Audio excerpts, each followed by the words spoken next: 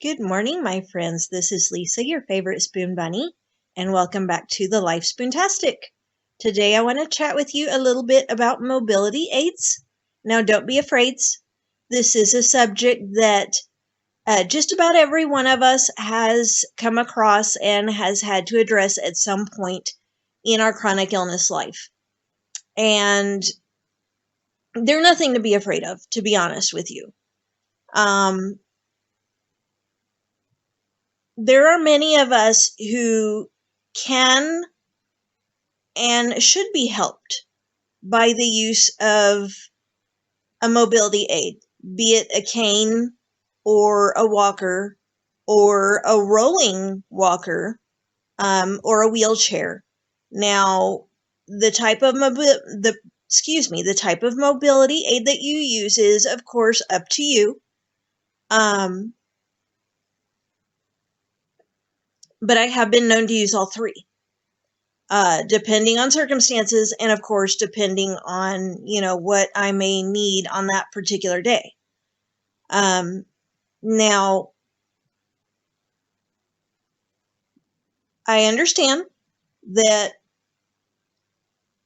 not all doctors are willing to write prescriptions for mobility aids, depending on, just depending on your doctor and depending on what he thinks you might need. But fear not, you don't necessarily have to have a prescription to get one. Most canes and walkers are available in just about any medical supply store that you can find, and they're relatively inexpensive. The only time that any type of mobility aid tends to get on the pricey side is when you start looking at things like rolling walkers and wheelchairs, and of course the electric wheelchairs, which are the most expensive of the bunch. Now, of course, I was able to purchase my own rolling walker, again without a prescription.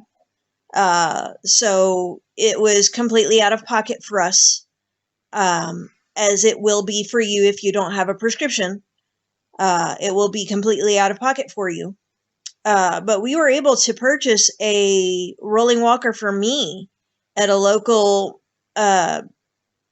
medical equipment supply company for under $250. And for us, that was not a bad price. Now I understand that may not be affordable for everybody. So the hat trick I have for you today is, as far as that is concerned, when it comes to expense on the rolling walkers and wheelchairs and the electric wheelchairs in particular, are, check estate sales, check secondhand shops, check medical equipment exchanges. I know that rsdsa.org in particular has a medical equipment exchange program, and I know that other organizations may have that type of program available within their organizations as well.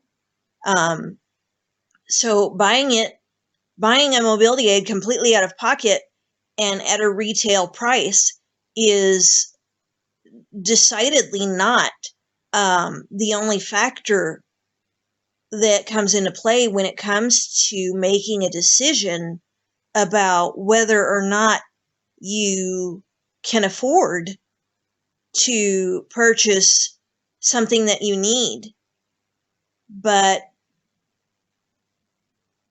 the most important question, I think, personally, comes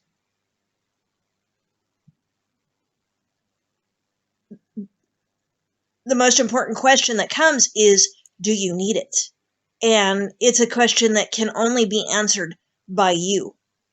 You know, I personally, I have a cane to help me on short trips, like to the grocery store. If we are going to be walking longer distances, for example, we've been known to visit San Antonio quite regularly because, you know, I'm a Texas resident. I'm a South Texas resident. And so San Antonio is just a hop, skip, and a jump away. And it's one of those places that we love to visit fairly frequently because we have lots of family in the area.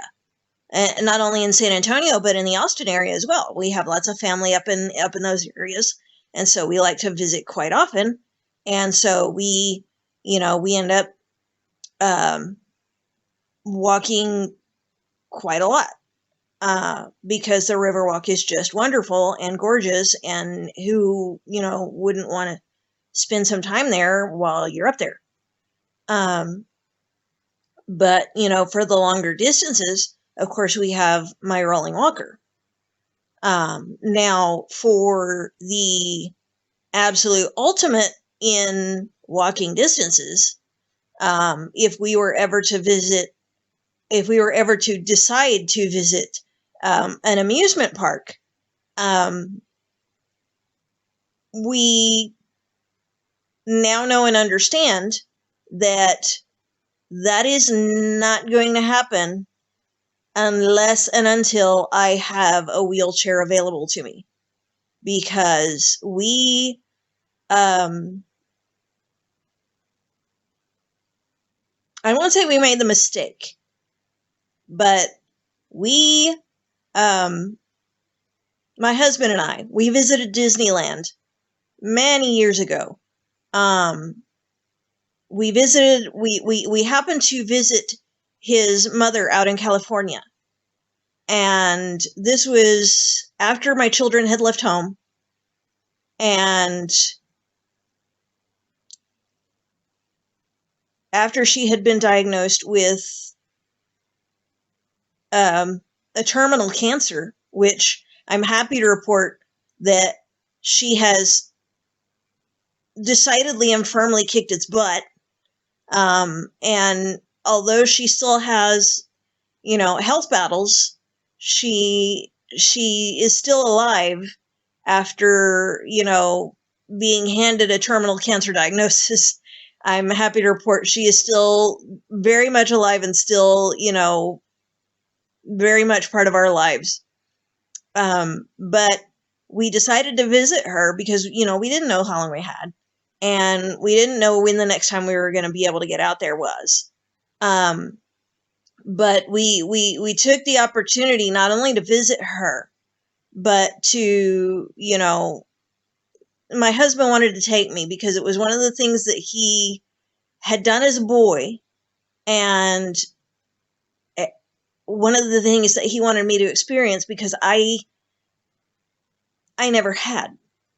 Being a Texas girl, I had never traveled, any sort of distance, and I had never been able to afford to. And so he wanted me to have that sort of lifetime experience, once in a lifetime experience, being able to visit one of the two Disney parks.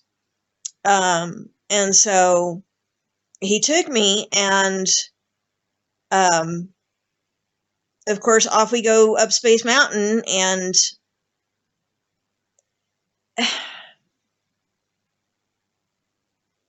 I love my husband. He's a sweetheart. He truly is.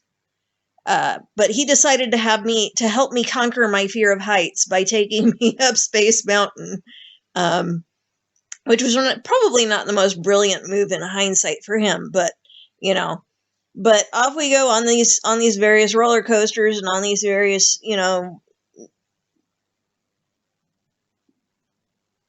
rides and what have you. And so much walking. And of course, this was pre-RSD. Thank God. It was pre-RSD. But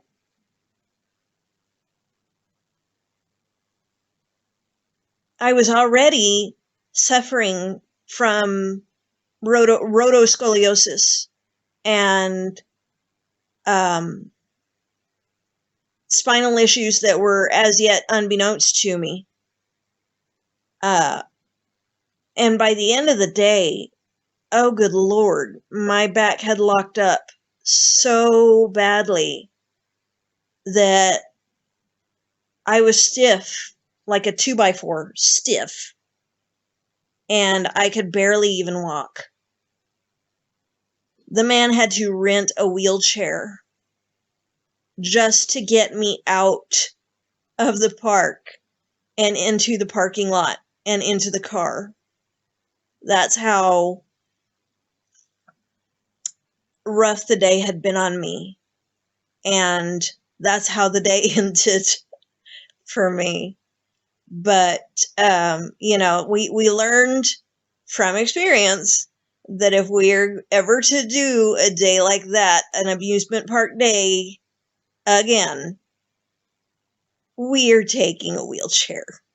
Whether we have to rent one for the day, or whether we have to ever so sweetly ask my father to borrow one, we are taking a wheelchair no matter what. But when it comes to, your needs, your medical needs, and your whether or not you can be helped by a mobility aid, if the answer to the question is yes, and if the answer to the question is yes, it can save me energy, and yes, it can save me spoons, and yes, it can help me to not throw my back out or not end up with legs like noodles, or if it can help me in any way whatsoever, then by all means, do what you have to do to get yourself a cane or a walker or a rolling walker or a wheelchair. Whatever it is that you need, get it. I don't care how young you are. Because if people stare, or if people make comments, or if people are people and they decide to be the way that they want to be, you know what? Let them. It's not their place to tell you what you do and do not need. It's yours. And if you're gonna have a mobility aid of some kind, like that cane or walker or what have you, have fun with it too. Decorate that sucker. The world of washi tape and ribbon and stickers, and I've decorated mine with like the silicone wristbands.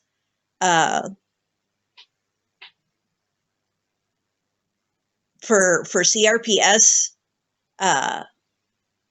awareness, and some other fun things. Oh my goodness, my rolling walker is decked out, and it's fun. And I don't care how young you are. Let people look. Let people comment it, and if they want to say something, say something back.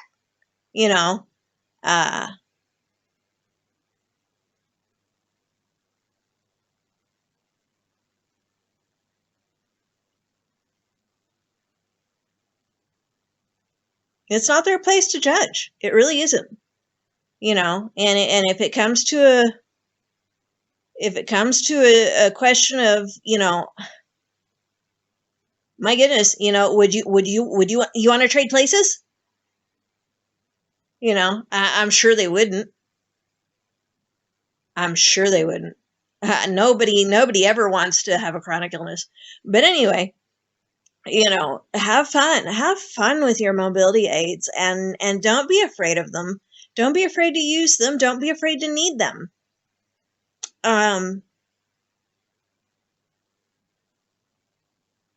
Because the truth is, they can help you. And if they can help you, why not?